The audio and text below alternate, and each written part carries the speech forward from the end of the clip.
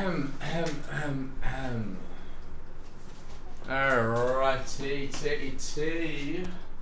turn that fan down and let's get into this video. Starting in 3, 2, 1. What's going on, beasts, and welcome to day 8 of 80 Days and Away. I'm your host Tyler, and today we're coming back with a pretty harsh topic as always, or your harshest critique. Now, I know in life people put us down. I know in life you can get some comments that people make that can hurt your feelings. But one of my greatest quotes that I've ever heard from a guy that I worked with at a place called Compare the Market was, you can either make excuses or results, but you can't make both. Why this is important is because generally most people's harshest critic is themselves.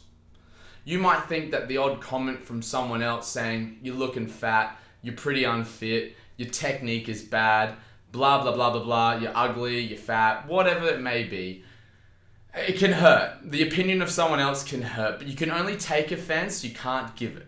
At the end of the day, I generally find that ourselves are the harshest critique out of anybody out there on the planet. You look at yourself in the mirror, you might give yourself doubt. You look at yourself over a 6 to 12 month period and you're like, I'm not making any progression. You really go in depth at your insecurities and your weaknesses because you know them best. It's easy to be harsh on yourself. There's always nothing nice to say when you don't feel like you can see any change, when you don't feel like you're progressing, when you don't feel like you're getting to the place that you want to be. And we compare ourselves to others. We compare ourselves to other people all the time, as comparison is the thief of joy. What I'm trying to say is that you yourself out there are the harshest critic. This can be great. As David Goggins, one of his rules of life is the accountability mirror. And you give yourself the real talk. Hey, you're not great at this. Hey, you need to work on this area of your life. Hey, you've got a gambling, alcohol, smoking addiction that you need to fix now. Otherwise, you're going to die. That accountability mirror is there to help you improve by giving yourself the real talk. But the real talk isn't criticizing yourself without complimenting yourself at the same time.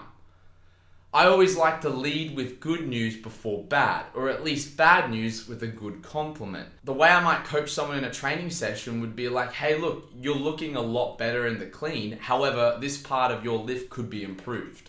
Giving them a compliment, then a criticism after, lightening the blow of the criticism and not just being so harsh on the person. Today's lesson, lesson 8, you are your harshest critic. You are going to be the one that's going to put yourself down the most. You're going to be the one that's going to put yourself in a hole and not allow you to get out of that hole. You're going to be the one that puts yourself in tears because you're upset that you're not progressing, you haven't pushed further than you needed to, and you're not in the place that you want to be in. But you're also the one that's going to get out of it. Be real with yourself. Yes, you might say I'm not improving, but why aren't I improving? What can I do to get from point A to point B and then execute the plan? Don't just be all talk, be all do, because repetition is what's going to get you from point A to point B, not just crying, whinging, and complaining.